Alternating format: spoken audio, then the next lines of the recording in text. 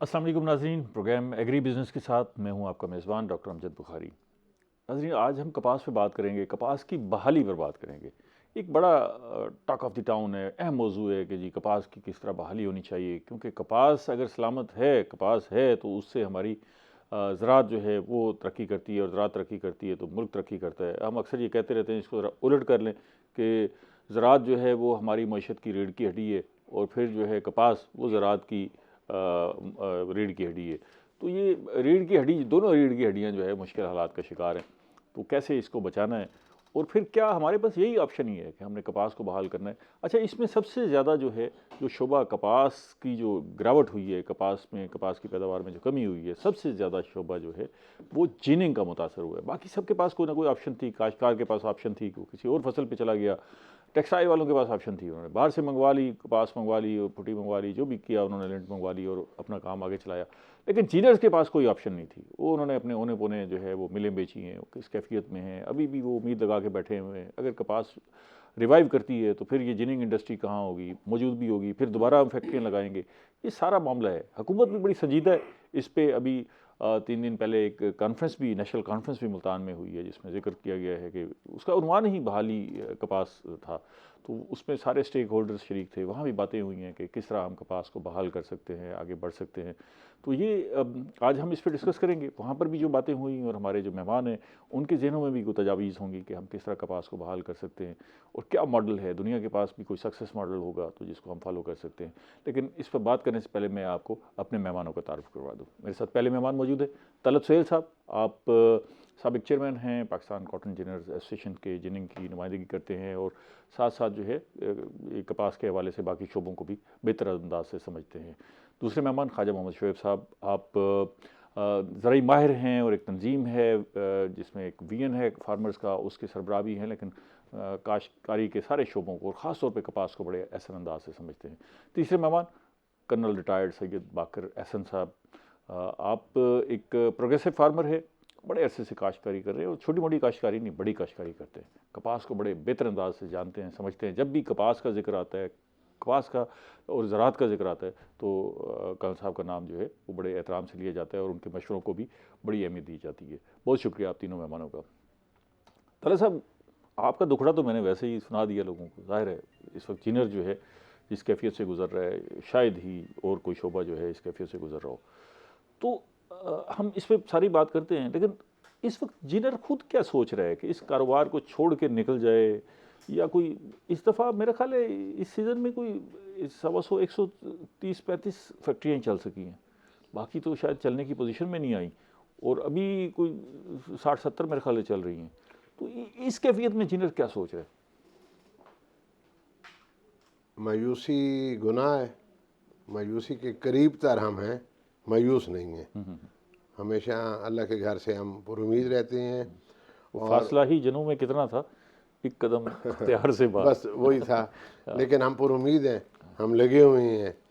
सिर्फ इसलिए नहीं लगे हुए कि हमारी वो अपनी ज़ाती इंडस्ट्री की सर्वाइवल है। हम मतलब मेचोरिटी के उस लेवल पर हैं कि हम ये समझते हैं कि सिर्फ इसकी जो है हमारी बका नहीं है, पूरे मुल्क की जो बका है वो इसमें ये है। कोई अगर हम 1300 समथिंग फैक्ट्रियाँ थी ना? जी मुझे बिल्कुल। ज़रा थोड़े से फिगर बता दीजिएगा जी कि 1300, 1350, 1375 शायद फैक्ट्रियों जी की हमने पहुँचे। अच्छा, अब जो है एक तो ये है ना जो हम जिक्र कर रहे हैं जो चल रही हैं, बाकी ख़त्म हो गई हैं या अपनी जगह पर मौजूद है, बंद हैं, ये इसकी क्या कैफियत है?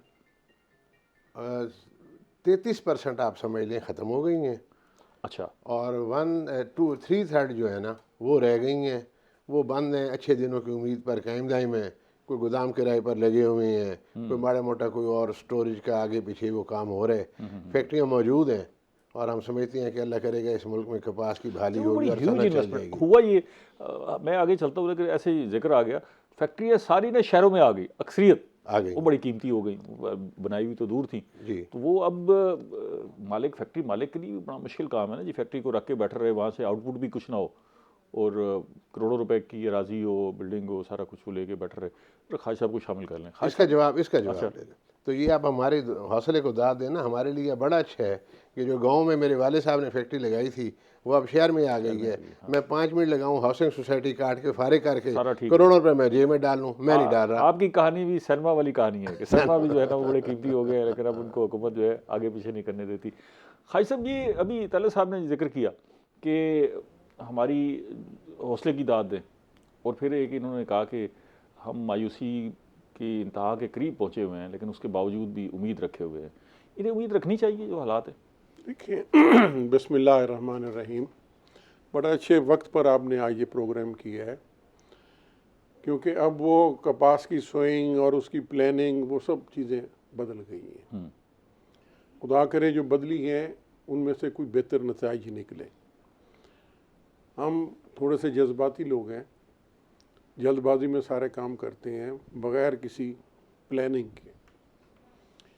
अभी अर्ली सोन या रिवाइवल, मैं तो वैसे इन लफ्ज़ों से खाई साहब इस पर डिटेल में बात करते हैं, लेकिन मुझे ये बताएं कि इनको होप रखनी चाहिए जिनर को या नहीं रखनी चाहिए आपके ख्याल में, आपका तजज़िया क्या? मेरा मतलब बताने का मतलब ये था कि इस मुल्क में 12 से 15 मिलियन बेल तो रूटीन में हमने ली है, ठीक है। और इसी वसाइल से मुराद है कि आपका पानी, आपकी ज़मीन, यही काश्तकार था, यही वसाइल थे। इससे 18 मिलियन बेल भी लेना कोई मसला नहीं है। इसी दस्तयाब जो वसाइल इसी जो दस्तयाब वसाइल हैं इनसे 18 मिलियन बेल कॉटन पैदावार। आप यही रुके, इसी पे मैं जरा कर्नल साहब की राय, क्योंकि फार्मर जो है, कर्नल साहब, फार्मर जो है ना उसका नुक्ता नज़र सबसे ज़्यादा इम्पोर्टेंट है, ठीक है, इसलिए कि उसको बराह रास्त नफ़ा नुकसान हो रहा है। उसको जो फसल बारे आती है वो उगाएगा, उसको आप खींच के तो नहीं ला सकते, ठीक है। अगर उसे इंसेंटिव मिलेगा तो ठीक है, वो ज़ाहिर है इस तरफ आएगा। इंसेंटिव तो है कपास की फसल में, इसके बावजूद जो है वो फार्मर नाराज़ होता जा रहा है इस फसल से। अब क्या सोच है काश्तकार के ज़हन में? बिस्मिल्लाहिर्रहमानिर्रहीम, सवाल बहुत अच्छा है आपका। सोच तो अब देखिए, मैं 250 एकड़ हमारी फैमिली की इकट्ठी ज़मीन हम कॉटन लगाते थे, ठीक है, और 1962 से हम ये लगाते आ रहे हैं, ठीक है। पिछले 19 साल से मैं रिटायरमेंट के बाद मैं कॉटन कौमी फरीज़ा समझ के लगाता हूँ। अब भी मेरा आज भी जो मेरा कौमी फरीज़ा समझ के लगाते देखे ना आगे, अभी भी उसने आज मुझे रिंग किया कि जी ज़मीन तैयार है, क्या मैं कपास लगा दूँ, कितने एकड़ लगाऊँ?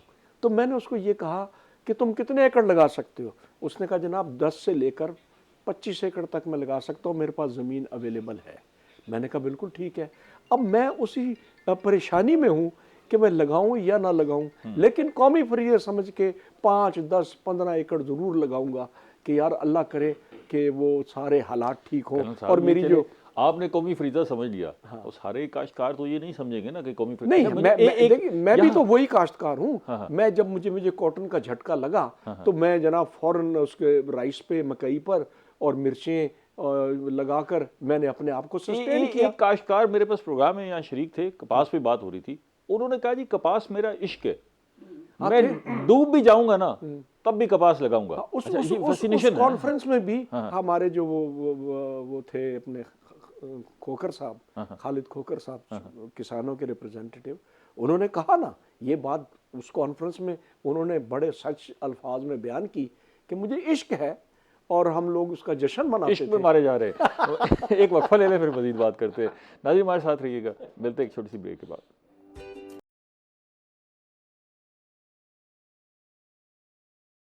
वेलकम बैक नाज़रीन, हम कपास पे बात कर रहे हैं और एक्सपर्ट्स हमारे साथ मौजूद हैं, उनसे गुफ्तगू का सिलसिला है जो जारी है। तलत साहब, ये चले फार्मर का इश्क अभी तक कहीं ना कहीं उसकी रमक बाकी है, कहीं जिक्र आ जाता है कि जी अभी इश्क है, पता नहीं इश्क के इम्तिहान अभी कितने बाकी हैं। ये जिनर का भी कोई इश्क है या जिनर की इश्क की बस हो गई है? इनको भी कर्नल साहब को मैंने बात शुरू की है तो खुलकर इजहार का मौका मिल गया इश्क का, वरना शायद इस तरह इजहार ना करते। ये पहले मैंने कहा है कि ये हमारा इश्क ही है ना, ये दीवानगी है ना, कि भाई हम अपनी सोसाइटी डूबने के बावजूद हम अच्छे, और इंशाल्लाह बचेंगे, बिल्कुल बिल्कुल हम बचेंगे, अल्लाह मेहरबानी करेगा। जिस तरह कहा गया एक्सपर्ट्स की तरफ से, दोस्तों की तरफ से, यही मुल्क था ना, यही लोग थे, यही कर्नल साहब काश कर रहे थे, यही खाई साहब काश कर रहे थे, 1.5 करोड़ इन्होंने पैदा करके मुझे दिए, जिसकी मैंने इंजीनियरिंग की है। तो ये कहाँ चले गए? ये आज भी अल्हम्दुलिल्लाह इधर ही मौजूद है। चलें हम आगे बढ़ते हैं इस तरह के। अब इसकी बहाली कैसे हो सकती है, वो क्या स्टेप्स हैं, लेकिन उससे पहले मैं थोड़े आपसे कमेंट्स ये जानना चाहूँगा कि इस तबाही का सबब क्या बना, आपकी नज़र में क्या सबब बना कि आखिर हम अगर हम 15 मिलियन तक पहुँचे तो फिर ये डिक्लाइनिंग क्यों हुई? मैंने पहले भी गुजारिश की है, अशराफिया इसका सबब है। बाकी मेरे दोस्त अशराफिया से मुराद अशराफिया ruling elite sugar- of Pakistan, sugar mills के रोलिंग लोग या elite of ruling Pakistan elite सारी, ठीक है। उसमें ये तमाम ये जो हायरार्की है, ये हायरार्की ब्यूरोक्रेसी जो है, पिछले 40-50 साल से हमारे मुल्क के ऊपर कायम दायम है। वो अपने चेहरे बदल कर नया लेबल लगाकर आ जाते हैं। उन्होंने ये बर्बाद की है, बाय डिज़ाइन बर्बाद की है, विलफुली बर्बाद की है। बाय डिज़ाइन क्यों बर्बाद? बाय डिज़ाइन इसलिए बर्बाद किया है, पाकिस्तान को तबाह करना था। क्यों? उसे तबाह करने के लिए पाकिस्तान को कपास जो है, जो पाकिस्तान उसको में रहते खत्म हैं कर- पाकिस्तान को क्यों तबाह करेगा? खाई साहब से भी राय खाई लेते हैं। साहब खाई साहब आपके ख्याल में कौन जिम्मेदार है? टॉप मैन वो तो फर्द वाहिद। ये तो आसान रास्ता है ना, ये दे- सारा देखिए, सारा जो भी मैं है वो उसके आपको- खाते में डाल आपको दे कि उसकी- हुक्मरान ये कर नहीं रहे नहीं हैं। मैं आपको बता रहा हूँ ना, ऐसे फर्जी बात नहीं है। हाँ। जब टॉप मैन ने फैसला किया कि हमें कपास को उगाना है, हमें पहली बुनियादी चीज़ ये देखें कि वो जो आपने शुरू में बात की ना, मैं उसी आगे करता हूँ। पाकिस्तान की इकोनॉमी बगैर कपास के चल ही नहीं सकती। मिनिमम 12 मिलियन, नहीं तो 15 मिलियन। वो जरूरत है हमारी, ये इसके उससे अलावा हमारी इंडस्ट्री चलती है, आपकी उससे इकोनॉमी- एक्सपोर्ट जुड़ी हुई है, ज़ाहिर है। आपकी इकोनॉमी नहीं जा इसके सकती, अलावा बैलेंस ही नहीं हो सकती। अच्छा, एक चीज़ मैं आपको और बताऊंगा ना कि पैसा किस तरह आता है। जब फैसला किया कि हमने इस 15 मिलियन तक पहुंचना है तो 4 साल में पहुंच गए। मैं आज भी आपको कह रहा हूं ना कि 15 से 18 मिलियन जो है वो तो 2 स्टेप आगे थे, वो हो सकते हैं। वजह ये है कि सिर्फ एक आदमी जो है ना, टॉप मैन, वो ज़हनी तौर पर तैयार हो जाए। टॉप मैन से क्या वज़ीर आज़म तैयार हो जाए? जो भी मुल्क का जिसके पास मुल्क का इक़्तिदार है, वो कब नहीं चाहेगा कि वो देखिए काटने मकसद है वाले कि वो जब कन्विंस था तो उसने 8 से उठाया 15 पे पहुंचा दिया। जो आदमी कन्विंस्ड हो गया तो उस वक्त भी हम 8 मिलियन पे रुके हुए थे, हम 8 से 15 पे पहुंच गए, 4 सालों में पहुंच गए। मैं सिर्फ इकोनॉमी की आपको एक जुमला सिर्फ बता के ना, फिर आप सबसे टाइम दे दें। आपके मुल्क में पैदावार थी 15 मिलियन, आज आपकी पैदावार आ गई है 5 मिलियन। कितना कम हो गई? 1/3 पर आ गए। नहीं, थर्ड पे आ गए। 10 मिलियन, 1 करोड़ बेल आपकी कम हो गई। ठीक है। ठीक है, एक बेल जो है उसकी, ये जो लेबर से हम पिकिंग कराते हैं, ठीक है, एक बेल की पिकिंग की लेबर चल रही है 12,000 रुपये। ठीक है, 1000 रुपये मन है, 12 मन की एक बेल बनती है, 12,000। ये जो शॉर्टफॉल है ये 12,000 करोड़ रुपया वो है जो इन मजदूरों को, जिनके पाँव पिकिंग में वालों के जूता जेब में नहीं जाना होता, था। ठीक है, उनको डायरेक्ट मिल जाता था। आपका सारा Benazir income support programme, government की जितनी बाकी फंडिंग है, वो 12,000 करोड़ तो नहीं है। ठीक है। सिर्फ एक क्रॉप का एस्पेक्ट आप देख रहे हैं, एक क्रॉप का एक आइटम शॉर्टफॉल जो है वो 12,000 करोड़ रुपया है जो डायरेक्ट वहां आना था। आपका ऑयल कितना आना था, आपका कुकिंग ऑयल मजबूरी की बेल्स इंपोर्ट, की जो आपकी जो बिलियंस डॉलर की इंपोर्ट हो रही है। भाई अगर कोई शऊर वाला हो, 1 करोड़ बेल्स की वैसे मालियत कितनी बनती है? मालियत को अलग छोड़ने में तो गरीब की बात पहले कर रहा हूँ। सिफर आपसे लगाए नहीं जाएंगे। वो अच्छा, 12,000 करोड़ तो लेबर को बगैर खैरात का मांगे, देना था। बगैर खैरात मांगे, बगैर गवर्नमेंट की लाइनों में खड़े होके इमदाद लेने के अपनी मजदूरी मिल जानी थी। कर्नल साहब कुछ शामिल कर लें, उनकी राय भी ले लें। कर्नल साहब, आपकी नज़र में इसका जिम्मेदार कौन है? ये डिक्लाइनिंग हुई है, अनप्रेसिडेंटेड है, 19-20 हो जाती रहती है, लेकिन ये बड़ा अजीब है ना, 1.5 करोड़ से आप 50 लाख पे आ जाए। सर इसका मेन रीज़न टेम्परेचर की फ्लक्चुएशन है। रेन का जो पैटर्न है वो बिल्कुल चेंज हो गया। ठीक है। नंबर 3, इस तरह के लोगों ने सीट दिए झूठा प्रोपेगेंडा करके कि आएगा बंदा, आपके पास आएगा जी, मैं उधर फलाने फार्म पे गया था जनाब, नीचे से लेकर ऊपर तक टिंडे, ठीक है जी, और जनाब अली वो बोरी जो है 50,000 की दे रहा है 40 किलो की। अगला एक और आया, उसने एक नई और बात की, और पता चला जब उसको बीज बिक गया और जब वो लगाया तो उसके ऊपर तमाम किस्म की बीमारियां। हुकूमत ने आंखें बंद की हुई थी उस वक्त। सर देखें ना, अब एक बात ऐसी है कि मैंने अगर आपके पास आऊँ, अगर आप सीड के अंदर काम कर रहे हैं और मैंने कहा कि यार ये बुखारी साहब जो हैं ये बड़े अच्छे हैं, ये कोई गलत बात नहीं करते, तो आई हैव टू क्या नाम है, आपके ऊपर मैंने एतमाद करना है। लेकिन सबसे बड़ी बात यह है कि हमारे जो लोकल सीड थे वो इन एनवायरमेंट्स में, इन टेम्परेचर में, इन हालात के अंदर सस्टेन कर जाते थे। जब से ये बीटी कॉटन के बीज चोरी करके लाए हैं और यहाँ लाकर उन्होंने प्रोपागंडा करके फैलाया है, तो हर किस्म के जो खुराफात हैं उसको कॉटन के ऊपर आ रहे हैं। जिस दिन ये हमारे अपने रिसर्च इदारे जो हैं, जो मौजूद हैं पाकिस्तान में, अगर थोड़ी सी इनकी सुपरविजन रखें, इनके ऊपर स्ट्रिक्ट इनकी एक्टिविटी पे नज़र रखें, तो यही बेहतरीन सीड पैदा कर सकते हैं। और आप देखें कि हम उसके अंदर जो ये ख्वाजा साहब कह रहे हैं कि हम 18 क्या नाम है 1,80,00,000 गांठ तक पहुंच जाएंगे, कोई मसला नहीं है। लेकिन जब मैंने देखा कि मेरी बीज जो मैं लाया हूं पेस्टिसाइड ने कोई अपना असर नहीं दिखाया, मैंने अभी कपास लगाई थी, वुड यू बिलीव इट कि मैंने 17 वो किए हैं स्प्रे। एक स्प्रे करके निकलता हूं, उससे पता नहीं लगता कि उस दवाई के अंदर क्या चीज मिली हुई है, अगली बीमारी आ जाती है। फिर 7-8 दिन के बाद फिर मुंशी कहता है कि सर अब इसके ऊपर ये आ गई है। हमारे फार्म के ऊपर डेली कोई ना कोई पेस्टिसाइड कंपनी का बंदा आता है और वो हमारी क्रॉप में घूमता फिरता है और वो ला के कोई नए सबूत दिखा देता है, बंदा घबरा जाता है। मैंने चलो 4 पैसे मेरे पास है, मैंने उसको वो स्प्रे कर लिए। लेकिन जो चारों तरफ के बेचारे किसान हैं, जो बैकबोन है, इसलिए मैं बताऊं आपको, बैकबोन किसान वो है जिसके पास 2, 3, 4 एकड़ है। वो एक एक पौधे को सुबह से शाम तक देखता है, लेकिन वो भी थक जाता है बेचारा कि मैं यार कितनी सब रोजी रोटी का इन्हिसार उसी पर है ना कि अगर वो फसल अच्छी नहीं होती, हाँ, उसके तो बेचारे भूखे मर जाएंगे बच्चे और फैमिली।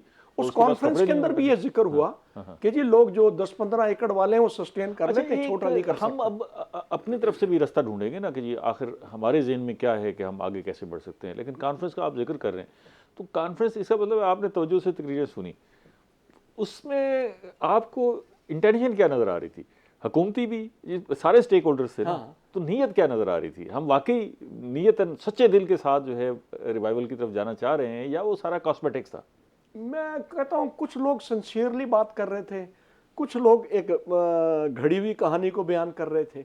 लेकिन बात यह है कि जो उसकी सॉइल की बात कर रहे थे, ऑर्गेनिक मैटर की बात कर रहे थे, बायो केमिकल्स की बात कर रहे थे, उनका वो ज्यादा जो था ना अपना बिजनेस पीछे था, अपनी बिजनेस के लिए था। इसी तरह पेस्टिसाइड वाले करते रहे। एक बंदा रिप्रेजेंटेटिव था किसानों का, और बाकी जो 15-20-25 स्टेक होल्डर्स थे, बाकी वो सारे स्टेक होल्डर्स हुए। लेकिन फिर भी एक बात बताऊं कि इस कॉन्फ्रेंस में जो हुई थी, ये अगर फेडरल सेक्रेटरी चाहे और प्रोविंशियल सेक्रेटरी चाहे तो जिसके जो अच्छे अच्छे मशवरे हैं वो इंप्लीमेंट किए जा सकते हैं। यकीनन उसकी रिकमेंडेशन बनेगी, Yes. गवर्नमेंट को भेज जाएंगे। हाँ। एक वक्फा ले लें, फिर मजीद बात करते हैं। नाज़रीन हमारे साथ रहिएगा, मिलते हैं एक छोटी सी ब्रेक के बाद।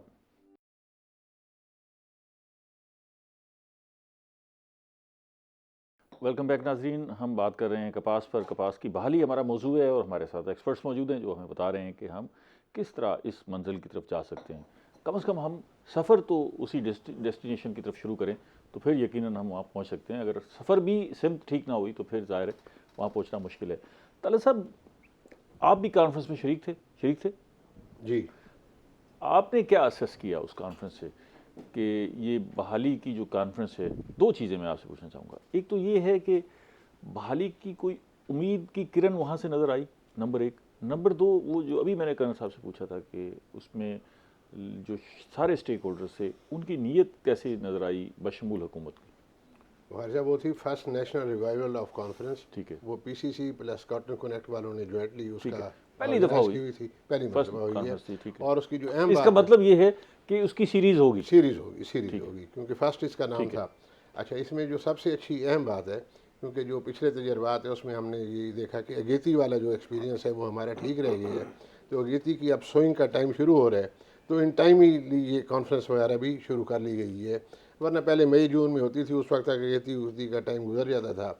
अच्छा, इसमें मेरा जो मुझे जो हौसला अफजा बात हुई है, इसमें आए हुए थे डीजी ग्रीन पाकिस्तान इनिशिएटिव के मेजर जनरल शाहिद नज़ीर।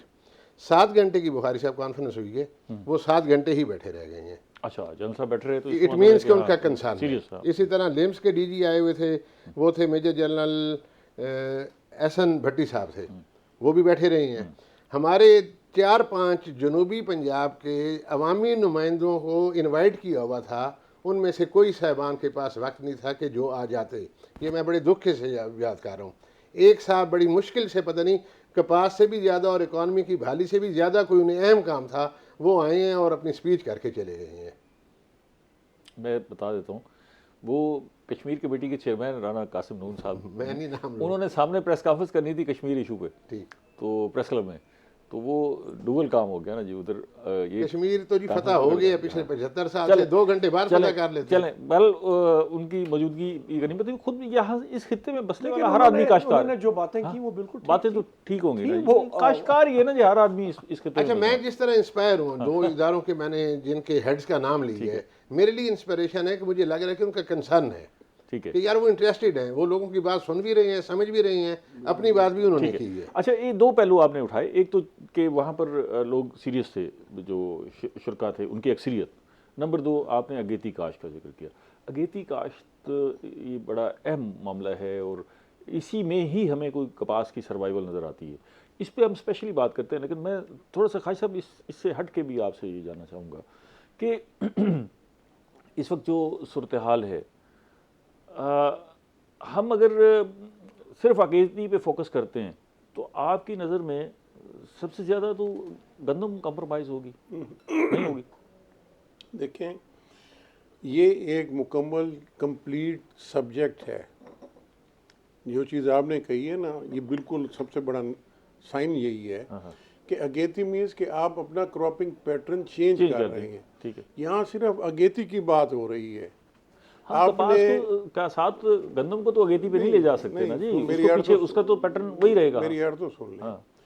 अगेती अगर आप कपास की काश्त कर रहे हैं तो ये कितने पीरियड के लिए कर रहे हैं? यहाँ पर ये क्लाइमेटिक चेंजेस हो गई तो अब हमें वो पैटर्न पूरा चेंज करना पड़ रहा है। अगेती का जो प्रोपेगेंडा, अगेती के मुतालिक जो लिटरेचर दिया जा रहा है, वो कहा जा रहा है ये 60 से 70 मन होगी। यही आपने देखा है ना? ठीक है। आप 40 से 50 मन की छोटी, 40 से 50 मन जो है ना वो, अच्छा, वैसे बीज बेचने वाले तो 60-70 मन उनको से छोड़े नीचे नहीं आ 40 से रहे। 50 मन सेफ ठीक है। हाँ। अब अगर उधर आप खेती पे जाते हैं तो 10 से 15 मन। नहीं, मैं जो बात अर्ज करना चाह रहा हूँ वो आप सुन लें। हाँ। ये एक मुकम्मल सब्जेक्ट है, इसको थरोली एग्जामिन करके बाद में लॉन्च करना चाहिए था। जिस तरह हमारे तबाही का सबब ये प्री मैच्योर सीड बने हैं कि सीड जो है F8 तक पहुंचे ही नहीं और पहले रिलीज हो गए। ठीक है। ऐसे ही ये प्रोजेक्ट ये हाल ना हो जाए हमारा अगेती के साथ। देखें, अगेती का मैं आपको बता देता हूँ, इन्हें 1-2 जगह से इन्होंने सिर्फ बात सुनी और इन्होंने इसको लॉन्च कर दिया। बात ये है कि बात नहीं सुनी खास साहब, देखिए ना उसके रिजल्ट सामने रखे ना। सुन तो ले। आप आज भी फार्मर से पूछे, वो कहते हैं जी वो वही बचा है जिसने अगेती काश्त की। मेरी बात सुने ना, मैंने की है ना, मैंने पिछले साल काश्त की है। ठीक है, मेरी पहली पिक 22 मन आई है, ठीक है, एंड जून पे आ गई है जी, उस पे कोई स्प्रे नहीं हुआ। फायदा हुआ ना जी। सुन लेना। उसके बाद जो बाकी 18 मन आई है, हाँ। उस पे स्प्रे ज्यादा पैसों की है, उसकी 18 मन की कीमत कम है। क्या पैदावार क्या उठाई आपने? 38 मन तो ठीक रहेगा 38 ना जी। 22 40 पहले को तो टच कर बगैर लिया खर्चे आपने। के, 22 मन बगैर खर्चे बगैर के, खर्चे के, हाँ जी। और 38 बाकी 16 मन पर खर्चा भी किया। अच्छा, फिर हमें जो पहले सबक दिया गया कि ये 60 मन हो जाएगी, वो 60 के लिए हम लेके बैठे हैं ना उसे। 18 पे जब खर्चे से भी आगे बढ़ गई तो उसको फिर सितंबर एंड पे ख़त्म कर दिया, लेकिन उस वक्त मेरा कोई और क्रॉप लगाने का माहौल ही नहीं था। ठीक है। इस साल मैं काश्त कर रहा हूँ, 11-12 तारीख को इंशाल्लाह अगर यही टेम्परेचर है तो हमारी सोइंग हो जाएगी। ठीक है, आना है तो आप अगर मौके पर भी देख लें। लेकिन पहले दिन मैं जहन में रख के जा रहा हूँ कि अगस्त की 31 से पहले मैंने इसको रूटावेट कर देना है। 15 अगस्त को रूटावेट कर देना है। 15 अगस्त को रूटावेट क्या करूँगा काश्त करेंगे? तो मैं वो मक्की लगा दूंगा ना उसके। मक्खी लगाएंगे। मेरी फिर 6 महीने की है ना। हाँ, जो भी लगे। देखिए, 6 महीने में अगर आपको 35-40 मन का टारगेट आप रख के चलें, ठीक है। तो मैं it खास is से मज़ीद feasible। बात करता हूँ जरा कर्नल साहब को शामिल कर। कर्नल साहब क्योंकि बराह रास्त मुतासर होने वाले फ्रीक है ना जी इस सारी सूरत हाल में। ये कर्नल साहब अगेती वाला मामला जो है वो बड़ा कॉम्प्लिकेटेड हो गया है सर। हुआ ये है कि जैसे लोगों के मुख्तलिफ व्हाट्सएप ग्रुप बने हुए हैं और उसके अंदर जो वो बातचीत कर रहे हैं अगेती क्रॉप के लिए, तो मैंने तो आज तक कभी नहीं लगाई थी अगेती। इस दफ़ा मैं पहली दफ़ा लगा रहा हूँ, क्योंकि मैंने लोगों से जैसे ख्वाजा साहब कह रहे हैं कि मैंने 22 मन ली, 23 में हर काश्तकार ये कह रहे हैं अब बचत देखे ना, की मैंने अगेती में ये सीजन वरना पिछले मारेंगे। साल सीजनल लगाई, मेरी मुश्किल से मेरे ख्याल को 16 या 17 मन आई, लेकिन उसने स्प्रेओ ने मेरी कमर तोड़ दी। ठीक है। इसलिए मैं उसको रिवर्स कर रहा हूँ और मैं एक ट्रायल कर रहा हूँ, ये वाला अगेती वाला।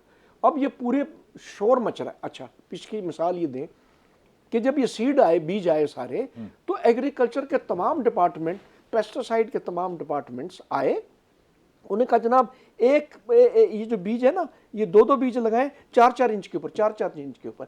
जबकि ये जो झाड़ीदार दरख्त है, ये झाड़ीदार दरख्त है, जो कोनों पे या बाहर की तरफ पौधे हैं, उनको धूप भी, हवा भी और हर चीज़ उनको अच्छी मिलती है। वो जनाब अली उनके ऊपर आप गिन लें 80, 90, 100 टिंडे होते हैं। अब जब आप 4-4 इंच वाले में जाएं तो वो सोटी की तरह, देखिए आप अगर दरख्तों को साथ साथ लगाए ना तो उनमें रेस होती है, ठीक है ना, और वो कद खींचते जाते हैं, फ्रूटिंग नहीं होती। तो ये इन्होंने एक तो 5-6 साल 7 साल हमें इस तरह कंफ्यूज किए रखा रिसर्च इदारों ने। अभी अगेती का तजर्बा तो आप करने जा रहे हैं जी, आपसे तो फिर अगले साल पूछेंगे ना जी आपके साथ क्या मेरे साथ क्या बीती। तो वैसे हमारा जो जनरली जो इम्प्रेशन है सर, मौसमी हालात हमें मजबूर कर रहे हैं और कोई बात नहीं। अच्छा, इसमें तो ये खालिद साहब की बात सही है कि ये पैटर्न तो हमें गवर्नमेंट को देना चाहिए ना जी। अगर मौसमियाती तब्दीली हो गई है, ये जोनिंग करनी है या हमें कोई क्रॉप की पैटर्न बनाना है, तो गवर्नमेंट को, जो हमारे रिसर्च के इदारे हैं, उनको करना चाहिए। एक तो चले ये हो गया कि जी ठीक है जी, सारे साहबान कह रहे हैं, आप भी कह रहे हैं कि जी इसमें अब मौसमियाती तब्दीली है, हमें नए अंदाज से सोचना होगा, फसलों का पैटर्न बदलना होगा। लेकिन 1 साल पहले हमारे पास एक सक्सेस मॉडल मौजूद है। यही मोहसिन नकवी साहब वज़ीर आला पंजाब थे, उन्होंने कहा जी मैं गंदम पे भी फोकस करूंगा, गंदम पे भी फोकस किया। उन्होंने कहा जी मैं ज़राअत पे फोकस करूंगा और कपास को हमने रिवाइव करना है। यही सेक्रेटरी पंजाब साहब हर हफ्ते मुल्तान बैठे होते थे और यहाँ के सारे फार्मर्स को साउथ पंजाब के इकट्ठा किया होता था, स्टेक होल्डर सारे बैठे होते, सर जोड़ के बैठे होते। हमने देखा कि उन्होंने प्रोडक्शन को डबल कर दिया, पैदावार डबल हो गई। इसका मतलब ये है उसमें अगेती का तो डिस्कशन ही नहीं थी, ना अगेती की डिस्कशन की, ना पैटर्न की डिस्कशन की। यही दस्तयाब वसाइल से ही हमने अपनी पैदावार डबल कर ली। ये कामयाबी का मॉडल तो मौजूद है, लेकिन मैं इसका जवाब आपसे ब्रेक के बाद दूंगा। अजीम मेरे साथ रहिएगा, एक छोटी सी ब्रेक के बाद मिलते हैं।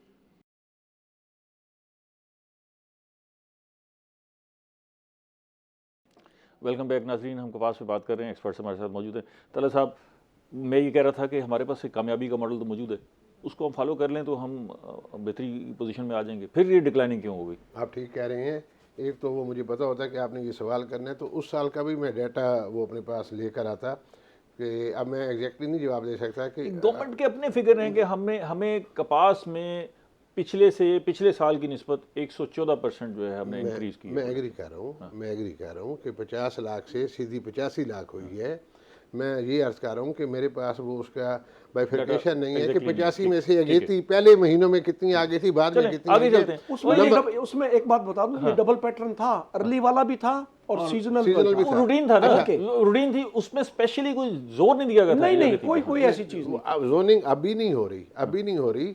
अब क्योंकि अगेती की, क्योंकि जिस तरह ख्वाजा साहब ने कहा है कि 22 मन आ गई है बगैर खर्चे के, ये रिजल्ट सामने रख के गवर्नमेंट ऑफ पंजाब और फेडरल गवर्नमेंट मुहिम चला रही है, मोटिवेट कर रही है ग्रोअर्स को कि आप अगेती की तरफ आ जाए। मैं ये कह रहा हूं उस मॉडल को फॉलो कर ले, उस मॉडल को सिर्फ फोकस किया था और तो उसको वो बिल्कुल वो मॉडल अच्छा मॉडल था। उस पर पूरी फेडरल और प्रोविंशियल गवर्नमेंट, जिन साहबान वज़रा साहबान के SM तनवीर थे, मोहसिन नकवी थे, उन लोगों ने फोकस किया हुआ था, एयर स्प्रे किए, ये किया वो किया। तो अगर वो कर लिया जाए तो वही बहुत बेहतर बात है। मकसद तो है ना कि रिजल्ट निकला था, वो रिजल्ट और ओरिएंटेड था, मेहनत की गई और उसका रिजल्ट भी निकल आया। अब अल्लाह करे कोई और भी इसी तरह मेहनत करने वाले आ जाए तो इसका बेहतर रिजल्ट निकल आना चाहिए। एक और भी जवाब है मेरे पास, ये जो साहब कह रहे हैं, इन्होंने सारी कॉटन, मैक्सिमम कॉटन उन ड्राई एरियाज में लगाई, इंक्लूडिंग बलूचिस्तान एंड मियाँ वाली, ठीक है, जहाँ पर ये चावल गन्ना ये चीज़ें नहीं लगती, उसको रिक्वायर्ड सनलाइट हीट वगैरह मिली, और उस अगेती में भी और सीजनल में भी।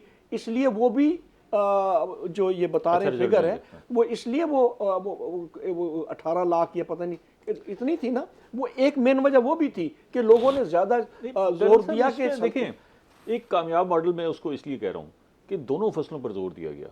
और हमने एग्रीकल्चर प्रोड्यूस में एक नुमायां तब्दीली देखी। हाँ। आप देखें कि 6% पे जीडीपी एग्रीकल्चर का 6% पे ग्रोथ रेट चली गई और उसी ने हमारी जो मजमूई ग्रोथ रेट थी उसे बेहतर कर दिया। तो ये कोई मामूली बात नहीं थी कि गंदम में भी हमने इसी तरह ज़बरदस्त जो है वो फसल ली और कपास पे ली। खाई साहब आप मुस्कुरा रहे हैं, इसका मतलब आपको यकीन नहीं है कि कोई अभी भी मेहनत कर सकता है? नहीं नहीं, आप तो 8 मिलियन या 85 लाख को बहुत बड़ी अचीवमेंट बता रहे हैं। इसलिए अचीवमेंट बता मेरी रहा यार हूं सुने ना, कि कुछ तो आगे चले हैं ना। मैं तो 14 आप 15 सीधा जो है वो हमें 18 लाख हम तो 14-15 मिलियन कह रहे हैं, लेना कोई मसला ही नहीं है। 14-15 मिलियन बेल्स पाकिस्तान के इन्हीं वसाइल से वो फसल उठाना कोई मसला नहीं है। जिस दिन ये चाहेंगे, अल्लाह के फजल से 2 साल लगेंगे, तीसरे साल आपको 15 मिलियन मिल सकती सर है। क्वालिटी सीड और क्वालिटी पेस्टिसाइड। आप ये देखें कि अभी पेस्टिसाइड वालों से बात कर लें तो वो तो कहते हैं कि भाई हमारे जहर है उसमें, उसकी एफिकेसी का भी कोई मसला नहीं है, वर्ल्ड क्लास स्टैंडर्ड के हैं। कोई एक आध जो है वो सैंपल जो है वो no sir, no substandard sir, साबित नहीं, होता है। ये तो नहीं। बस ये वो इस वक्त, क्योंकि ये तमाम लोग पॉलिसी मेकिंग में बराबर के हिस्सेदार हैं। काश्तकार को कोई नहीं पूछ रहा। काश्तकार के जो एक आध नुमाइंदे हैं ना, वो भी किसी की ज़बान बोल रहे होते हैं। मैं उस पर किसी का नाम भी नहीं लेना चाहता हूँ, लेकिन जो फैक्ट्स है ना, जिस वक्त काश्तकार की बात सुनी गई उस वक्त आप 8 मिलियन से चले और 15 पे चले गए। चले अच्छा आज ये- भी ये तो आज आप- भी आपके लिए भाई कोई साहब हमें मसला आप नहीं इतने है। अच्छे ख्वाब ना दिखाए, इतने सुहाने ख्वाब ना बस दिखाए। हम मेरी तो ये बात कह तो रहे सुनिए हैं ना। कि 10 मिलियन पर भी आ जाए ना तो चलो आगे का सफर तो शुरू हो ना। लेकिन उसकी बुनियाद जो है, जो कॉन्फ्रेंस में भी बातें हुई, बुनियाद इज सीड। आप खुद भी काश्तकार रहे हैं जी, ना जी, जी। कपास के। जी जी बुनियाद सीड है कि नहीं है? बिल्कुल है, जाहिर है तो आगाज मुझे बताएं ना कि पिछले 15 साल में सीड के लिए क्या बेहतरी हुई। देखें ना, आपने कहा जी बात कर रहे हो टॉप मैन की, तो टॉप मैन मीन्स कि अगर एक आदमी का जो ऊपर जिसने गवर्नमेंट चलानी है, ठीक है, वो वजीर भी हो सकता है, वो फेडरल सेक्रेटरी भी हो सकता है, वो प्राइम मिनिस्टर भी हो सकता है, कि जो भी टॉप मैन है, जो जिम्मेदार है, वो कहते हैं कि जी मुझे सीट ठीक सीट के करना है। लिए कुछ नहीं हुआ आपके मुझे ख्याल में? बताएं ना, आपने सीट में क्या इंप्रूवमेंट की है, ये बताएं। सीट के बाद आपकी वो तो उस इनपुट्स वक्त की आएंगी। कामयाबी थी ना। वो जो ब्रीडर थे ना प्राइवेट सतह पे काम करने वाले, वो कहते हैं ये तो हमारी कामयाबी थी, हुकूमत ने अपने खाते में डाल दी। वो तो नहीं, मौजूद है ना अपनी नहीं, जगह नहीं, पर ब्रीडर, वो नहीं, काम आज क्यों नहीं कर नहीं, रहे? अदरवाइज है। अभी पब्लिक में रिसर्च करके वो लीक हो जाती है। अच्छा थोड़ा सा आगे चलते हैं, तो कल साहब को शामिल। कल साहब अब देखें ये सारी बातें अपनी जगह पर ठीक है ना जी, हम दावे करें, महकमे दावे करते रहें, सब किसान को वापस किस तरह लाएंगे? देखिए ना, फसल तो उसी ने उगानी है ना। कपास के लिए राजी करना है उसे कि भाई आप कपास लगाओ, इंशाल्लाह आपका मुनाफा हम सिक्योर करेंगे। उसको जैसे किस अभी तरह से? किसान को आप कार्ड के थ्रू खाद दे रहे हैं ना, इसी तरीके से तमाम किसानों को 2, 3, 4, 5 एकड़ का बीज भी दें, लोग लगाएंगे। देखें एक ठीक है, बात, ये ठीक नंबर राय है। 2 बात ये है ठीक है, कि गवर्नमेंट सतह पर जो है हाँ, वो कौमी सतह पर, हम बीज- मतलब ये बीज टाइम दें। है इस वक्त, ठीक है, मतलब अगले 15-20 दिन में। ठीक है, ये नहीं है कि आप 100% किसानों को देंगे। ठीक है। अब कोई इलाके में सेलेक्ट कर लें, 100 किसान एक तहसील में, 200 किसान एक तहसील में कर दें, आप उनको जाके सीड का दें और उनसे कहो जी ये लगाएं, ये जरूरी है। और इसी तरीके आपने से 2 शोबों को उठाया, एक आप पेस्टिसाइड से मुतमईन नहीं है, मैं नहीं हूं ठीक है, मुतमईन। एक सीड से आप मुतमईन नहीं है। इन दोनों सेक्टर्स को अगर गवर्नमेंट अडॉप्ट कर ले कि देखें स्प्रे भी जो है ना वो गवर्नमेंट खुद करे, ठीक है, सर बात ही नहीं, देखें फेडरल सेक्रेटरी थे उस कोलेटरल होता है ना कॉन्फ्रेंस जी, में। कोलेटरल होता है, अगर एक खेत मुतासर हुआ है तो इर्द गिर्द के खेत भी सर लाजमी फेडरल मुतासर। सेक्रेटरी थे ना, फेडरल फूड सिक्योरिटी के वहां पर मौजूद, उसमें गंदम भी आती है, कपास भी आती है, सारी चीजें आती हैं, ठीक है ना। जितनी सजेशंस वहां आई हैं, अगर उसको मनोमन 50% भी ये एक कानून की शक्ल दे दें अगले 15 दिन में, तो anything can change. For example मैंने वहां सजेशन दी कि यार ये जितने भी हमारे कंबाइन हार्वेस्टर आ रहे हैं, ये सेकंड हैंड है या थर्ड हैंड है, ठीक है, और किसी के पीछे चॉपर नहीं है, किसी के पीछे श्रेडर नहीं है। भाई ऑर्गेनिक मैटर बढ़ेगा, पानी की होल्डिंग कैपेसिटी बढ़ेगी। आप उसको कहते हैं जी हमने 2 मंगाए थे, किसी ने खरीदे नहीं। भाई आप ये बड़े बड़े जो कंबाइन हार्वेस्टर वाले हैं, इनको आप कह देंगे जी आपने 10 साल में हमें पैसे वापस करने, ये जॉन डियर का है या मैसी फर्गूसन का है। किसी जमाने ये चीज आपको याद होगा कि एक इदारा यहाँ पर बनाया था पंजाब गवर्नमेंट ने रकबों को आबाद करने के लिए, तो वो बुलडोज़र लाए थे और बुलडोज़र किराए पर दिए थे। इसी तरह उससे ये उससे combine- बहुत फायदा हुआ फायदा था। हुआ ना जी। बहुत तो फायदा इसी हुआ तरह ये जो कीमती मशीनरी है, हाँ। हैवी कॉस्ट है जिसकी, उसे ला के उसके किराए पर भी तो दिया जा मैं सकता ये है कह रहा हूँ ना, 15-15, 20-20 साल पुराने अच्छा कंबाइन सर, हार्वेस्टर आए हुए हैं, वो प्रोग्राम भी का वक्त स्क्रैप में आए हुए हैं। प्रोग्राम का वक्त खत्म हो गया है, सिर्फ 40 सेकंड हैं, तो मैं आपको ना 20-20 सेकंड आप सबको देता हूँ ताकि क्विकली जो है ना आपके ज़हन में जो तजवीज़ हो वो दे दें कि भी कैसे बेहतर कर सकते हैं हम। जो दस्तयाब हालात हैं उसमें अगेती काश्त ही बेहतर लगती है, अगेती काश्त होनी चाहिए। अल्लाह ताला बरकत डालेगा उसमें, किसान की पैदावार की वही बढ़ रास्ता है, जाएगी। हम बच सकते वही हैं। रास्ता है फिलहाल खालिद इसके साहब, अलावा कोई आपके रास्ता ज़हन में क्या तजवीज़? जो आपने खुद फरमाया कि पिछले साल हमने इतने परसेंट 100% प्लस, तो उसमें भी आप क्रेडिट टॉप मैन को दे रहे हैं। मेरा भी नज़रिया यही है कि वक्त का जो भी टॉप मैन है वो जब चाहिए चाहेगा कर ले तो फिर इंशाल्लाह रिजल्ट मिलता है। करण साहब आप बताएं। मैं तो कहता हूँ कि जितनी तेजी से मैकेनाइजेशन होगी उतना अच्छा किसान को सपोर्ट मिलेगी और आप देखेंगे ग्रोथ बढ़ जाएगी। और सीड क्वालिटी जो है वो सरकारी इदारों के तहत मेंटेन की जाए, किसी और इदारे के तहत नहीं।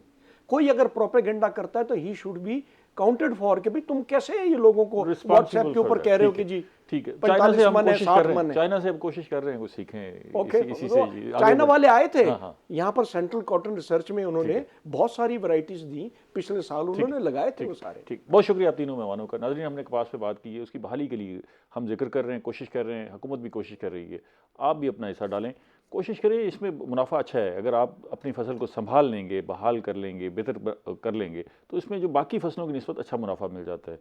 आप अगले प्रोग्राम तक मुझे और सारी टीम को इजाज़त दीजिए। अल्लाह ने के बाद।